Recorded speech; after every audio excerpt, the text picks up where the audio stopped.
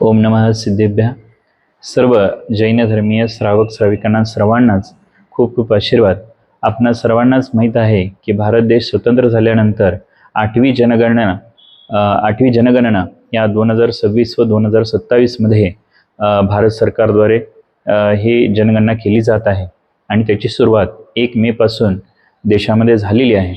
आणि ह्या जनगणनेचे दोन मुख्य असे एक वैशिष्ट्य म्हणजे प्रथमतः ही जनगणना जातीनिहाय होणार आहे. त्याच्यानुसारच ही जनगणना प्रथमतः डिजिटल मीडियाच्या आधारे भारत सरकार घेते आणि हे 2 टप्प्यामध्ये ही जनगणना होणार आहे. प्रत्येक श्रावक श्राविकांच्या मनामध्ये एक संभ्रम निर्माण झालेला आहे की जातीनिहाय जनगणना होणार असल्या कारणानं धर्म व जात या ठिकाणी आपण काय लिहायचं आहे हे मनामध्ये काही लोकांच्या मध्ये भ्रम निर्माण झालेला आहे.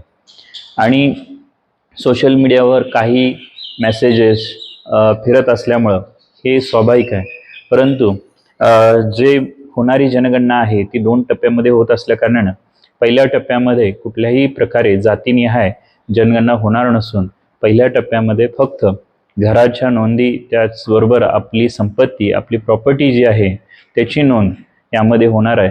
तर दुसऱ्या भागामध्ये म्हणजे जे सप्टेंबरपासून जी जनगणना केली जाणार आहे ती जातीय जनगणना होणार असून त्यामुळं आत्ता कुठल्याही प्रकारचं मनामध्ये भ्रम निर्माण होण्याचं कारण नाही आहे.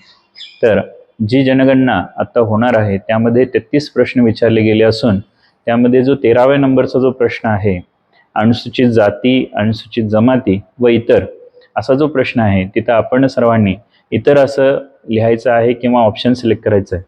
ही जनगणना 1 ते 15 मेच्या दरम्यान स्वगणना आपण करायची आहे, ज्यामध्ये भारत सरकारकडून जे जाहीर केलं गेलेलं जे वेबसाईट आहे त्या वेबसाईटवर जाऊन आपण स्वतः ते फॉर्म आपण भरायचं आहे.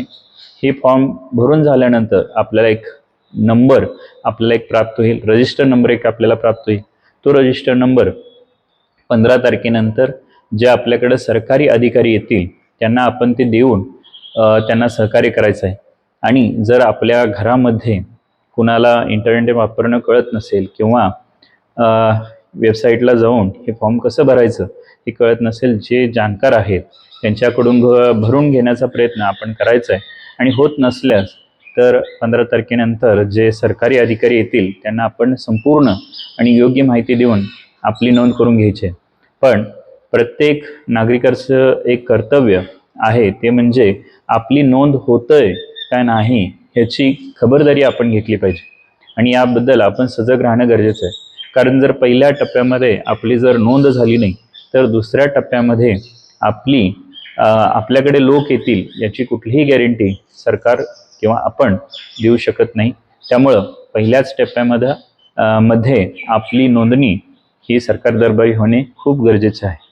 तर आपलं सर्वांचं एक भारतीय नागरिक म्हणून आपलं एक सर्वांचं एक कर्तव्य आहे की आपण या जनगणनेमध्ये आपण सर्वांनी भाग घ्यायचा आहे.